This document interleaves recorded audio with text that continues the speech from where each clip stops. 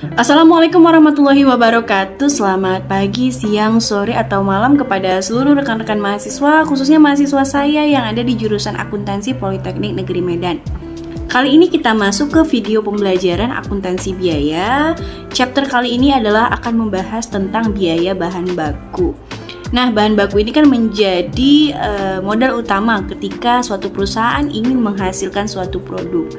Terkadang untuk menentukan berapa sih biaya dari bahan baku ini itu masih tergolong sulit. Karena biaya bahan baku itu ternyata tidak hanya dari harga perolehan awalnya, tetapi ada biaya-biaya lain yang menyebabkan bertambahnya biaya bahan baku. Nah, berikut akan kita bahas lebih lanjut.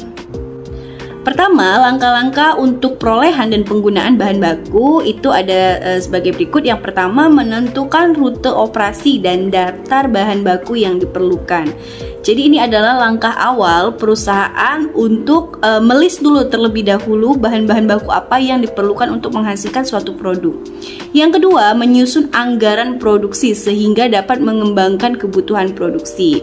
Anggaran di sini pastinya biaya yang sudah ditetapkan oleh perusahaan untuk membeli bahan baku. Nah, yang ketiga, membuat bukti permintaan pembelian sebagai sarana informasi agen pembelian tentang jumlah bahan baku yang dibutuhkan. Nah, jadi bukti permintaan pembelian ini akan diberikan oleh masing-masing divisi yang membutuhkan tambahan biaya bahan baku. Lalu yang keempat, mengadakan pesanan pembelian yang merupakan kontrak atas jumlah yang harus dikirim. Jadi nanti divisi pembelian akan mengadakan pesanan kepada suppliernya sesuai dengan kebutuhan masing-masing departemen yang ada di perusahaannya. Yang kelima, mengesahkan jumlah yang diterima melalui laporan penerimaan. Nanti supplier ketika sudah memenuhi pesanan dari perusahaan, supplier kan akan mengirimkan tuh laporan penerimaannya. Nanti akan disesuaikan apakah sesuai dengan pesanan yang sudah dibuat dan jumlahnya juga disesuaikan. Yang keenam, memberikan wewenang bagi gudang untuk mengirimkan jenis dan jumlah tertentu dari bahan baku ke departemen tertentu pada waktu tertentu dengan memberikan bukti penerimaan bahan baku. Jadi nanti setelah divisi pembelian ini sudah menerima barangnya, maka kan barang itu akan diletak di gudang. Nah, kepala gudang akan memberikan ke masing-masing departemen yang membutuhkan bahan baku ini. Tetapi nanti akan ada tanda terimanya nih ke masing-masing departemen. Yang terakhir adalah mencatat setiap penerimaan dan pengeluaran bahan baku dan mencatat persediaan perpektual pada kartu catatan bahan baku. Nah, jadi efeknya adalah persediaan itu akan dinilai kembali ya, karena dia akan berpengaruh kepada jumlah persediaan yang ada di gudang. Oke, yang pertama, aktivitas ini akan melibatkan departemen pembelian. Jadi prosedur pembeliannya ini di departemen ini yang pertama adalah menerima bukti permintaan pembelian atas bahan baku, perlengkapan, dan peralatan. Jadi departemen pembelian akan menerima bukti permintaan dari departemen lain nih. Jadi muaranya semuanya di departemen pembelian. Lalu menyampaikan informasi mengenai sumber pasokan, harga, dan jadwal pengiriman. Yang ketiga, membuat dan menempatkan pesanan pembelian. Jadi semuanya yang mengatur pembelian itu adalah departemen pembelian. Dari mulai suppliernya yang mana, jadwal pengiriman, dan kapan barang itu diterima, itu semua di departemen pembelian. Dan lalu yang terakhir, mengatur pelaporan di antara departemen pembelian, penerimaan, dan akuntansi. Dalam suatu perusahaan akan ada unit-unit atau departemen-departemen pelengkap atau supporting yang dia tidak memproduksi suatu barang tetapi dia membutuhkan juga bahan baku itu ya. Misalnya nih memerlukan perlengkapan dan peralatan kantor ya, kafetaria, unit P3K, dan kantor bendahara. Itu kan membutuhkan barang-barang ya yang perlu dibeli untuk perusahaan. Maka dibutuhkan bukti permintaan yang diberikan kepada departemen pembelian dari departemen akuntansi. Nah, jadi nanti unit P3K-nya ini, misalnya unit P3K atau dari kafetaria perusahaannya itu akan menyampaikan bukti permintaan barang ya kepada departemen pembelian. Lalu melakukan pesanan pembelian, dibuat serta dicetak. Dicetak ini maksudnya adalah kalau perlengkapan, misalnya minta formulir ya, tambahan formulir untuk dicetak. Nah ini kan berarti harus melalui divisi pembelian juga gitu. Jadi divisi akuntansi akan membuatkan bukti permintaan untuk ke departemen pembelian. Lalu kontrak perbaikan tahunan. Nah ini kan bisa saja terjadi ya, kontrak perbaikan tahunan untuk peralatan pemrosesan data dan mesin produk dapat diminta dan dipesan dengan cara yang sama. Sama dengan yang tadi memerlukan perlengkapan kantor ya, berarti ada bukti permintaan yang diberikan kepada departemen pembelian dari departemen akuntansi terlebih dahulu.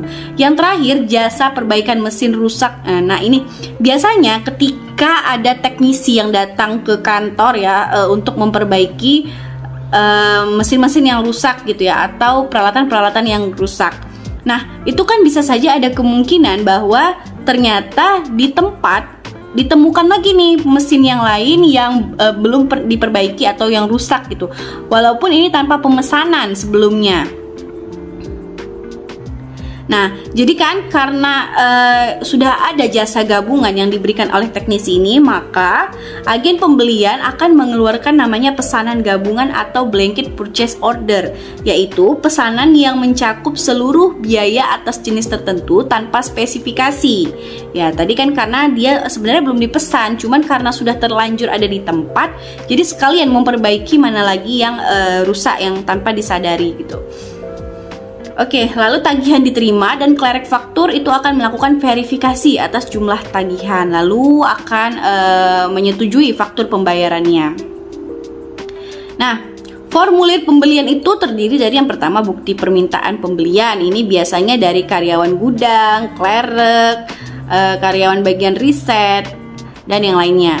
Nah, yang kedua ada pesanan pembelian. Pesanan pembelian ini biasanya dilakukan oleh departemen pembelian. Dan Electronic Data Interchange atau EDI ini kan udah berbasis sistem informasi ya. Jadi ada pertukaran informasi antara komputer perusahaan dengan komputer perusahaan lain yang bekerja sama. Oke.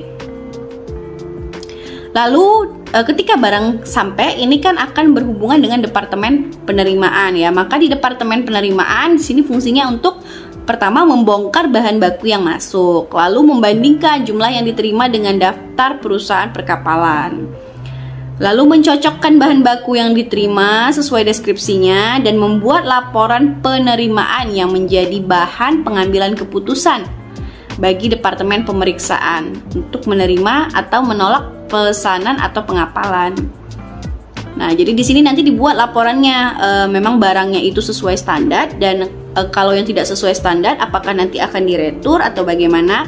Nah, nanti berdasarkan laporan penerimaan ini. Lalu yang kelima, memberitahu departemen pembelian atas perbedaan yang ditemukan. Nah, berarti kalau ada kejanggalan dari pesanan yang kita buat, ini akan diberitahukan kepada departemen pembelian. Lalu mengatur pemeriksaan apabila diperlukan, memberitahu departemen pengantaran dan pembelian mengenai kerusakan selama dalam perjalanan. Oke. Dan yang terakhir adalah mengirimkan bahan baku yang diterima ke lokasi yang sesuai. Jadi biaya perolehan bahan baku itu akan melibatkan 4 item ya. Ada diskon pembelian, beban angkut pembelian atau freight in ya, lalu ada biaya akuisisi dan perhitungan biaya persediaan untuk pajak penghasilan. Nah, tadi kalau diskon pembelian itu biasanya tidak dicatat dalam akun apapun karena dia sudah mengurangi harga perolehannya langsung. Nah, kalau dia beban angkut pembelian atau freight in, jika beban angkut itu didebet ke bahan baku, maka beban angkut dapat ditambahkan secara proporsional ke setiap catatan pembantu bahan baku dari setiap item. Yang kedua, membebankan semua beban angkut pembelian ke akun beban angkut pembelian. Jadi ini punya akun sendiri nih beban angkut pembeliannya. Atau yang ketiga, memasukkan semua beban angkut pembelian di periode tersebut dalam menghitung tarif overhead pabrik dalam periode yang sama. Kalau biaya akuisisi, ini jika bahan baku akan dimasukkan biaya akuisisi, tarif pembebanan dapat ditambahkan ke setiap faktur dan setiap item daripada membebankan ke biaya overhead pabrik. Jadi dia tidak dibebankan ke overhead pabrik ya, melainkan tadi dia katanya adalah akan membebankan ke itemnya. Nah, ini ada beberapa rumus-rumus untuk yang berhubungan dengan biaya akuisisi. Lalu yang terakhir adalah perhitungan biaya persediaan untuk pajak penghasilan. Menurut aturan kapitalisasi, mengharuskan dikapitalisasikan beberapa biaya tertentu ke dalam nilai persediaan, seperti tenaga kerja yang melakukan pengerjaan kembali, bahan baku sisa dan barang rusak, pembelian bahan baku, pergudangan, dan penanganan administrasi pabrik.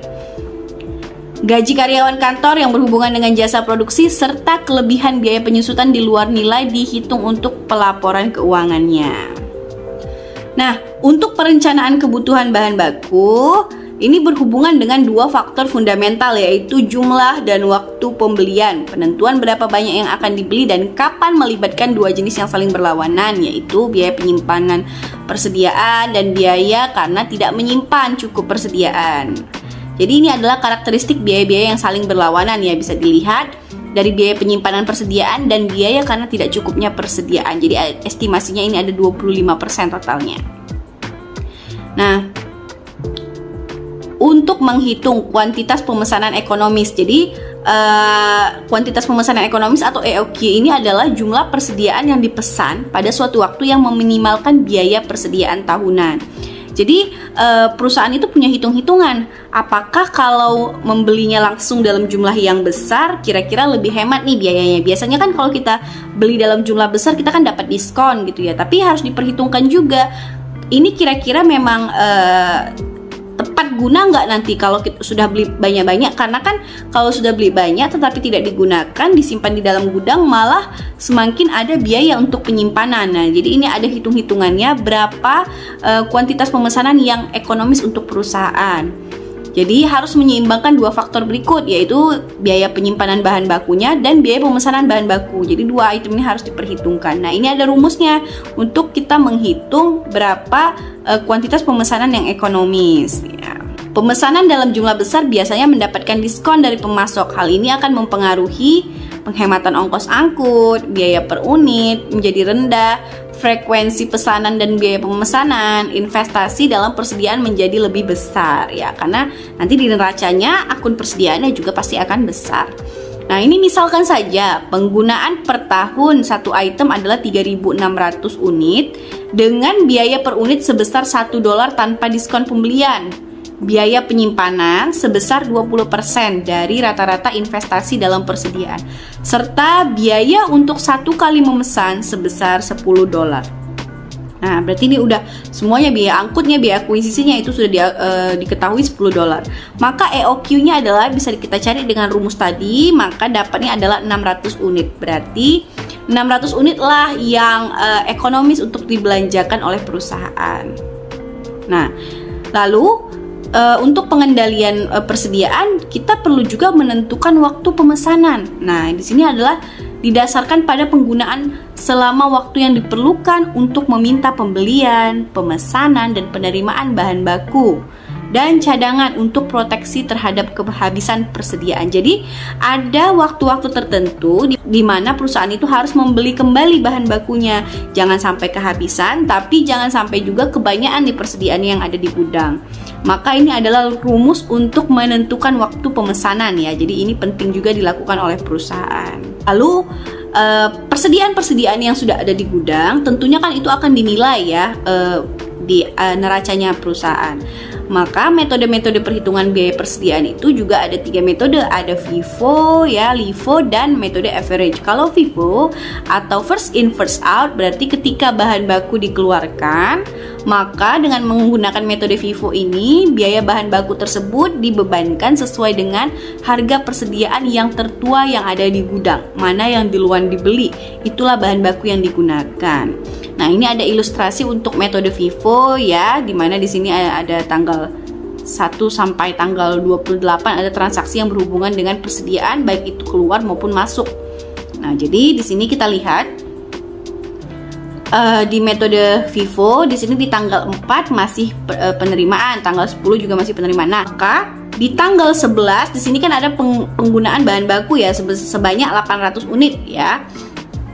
Maka yang dipakai ini adalah yang pertama nih, yang pertama di awal persediaan di awal nih 800, untuk biaya per unitnya 6, maka sisanya adalah yang akhir. Nah, inilah contoh kalau dia FIFO method. Yang kedua ada metode rata-rata tertimbang. Metode ini mengasumsikan bahwa biaya dari setiap pengeluaran bahan baku merupakan bauran dari semua biaya. Jadi harus dihitung rata-ratanya ya, karena kan mungkin biaya di awal kita membeli persediaan dengan di periode kedua itu kan mungkin akan ada perbedaan. Jadi dengan menggunakan metode ini kita harus mencari dulu nih rata-ratanya ya. Kita lihat lagi, ini soal yang sama, kita lihat untuk transaksi tanggal 11, dimana di sini persediaan itu dikeluarkan tadi sebanyak 800 unit. Nah, biayanya ini menjadi 6,5 karena ini sudah rata-rata dari tambah 6, tambah 6,2, tambah 6,5, jadi ini sudah rata-ratanya. Ya, angka yang dipakai adalah rata-rata. Nah, metode FIFO. Metode ini membebankan biaya dari pembelian yang paling akhir dalam persediaan ke setiap batch bahan baku yang dikeluarkan.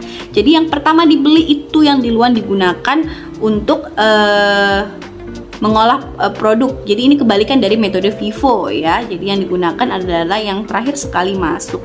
Kita lihat ini dengan contoh soal yang tadi. Berarti di tanggal 11 di sini yang digunakan adalah untuk menghitung 800 unit persediaan yang dikeluarkan. Yang dihitung dari akhir nih, berarti 200 pakai yang $8 dulu, baru pakai yang $7, baru sisanya pakai yang $6. Nah, itulah perhitungan-perhitungan untuk penilaian persediaan. Jadi pada materi biaya bahan baku ini penting sekali untuk perusahaan itu mengetahui biaya perolehan bahan baku, penggunaan bahan baku, bagaimana pengendalian persediaan yang ada di perusahaannya, dan bagaimana penilaian persediaannya. Nah, agar rekan-rekan mahasiswa lebih memahami, silahkan mengerjakan soal-soal yang berhubungan dengan chapter ini di buku rujukan Anda masing-masing ya. Semoga membantu mereview chapter ini. Saya akhiri, assalamualaikum warahmatullahi wabarakatuh.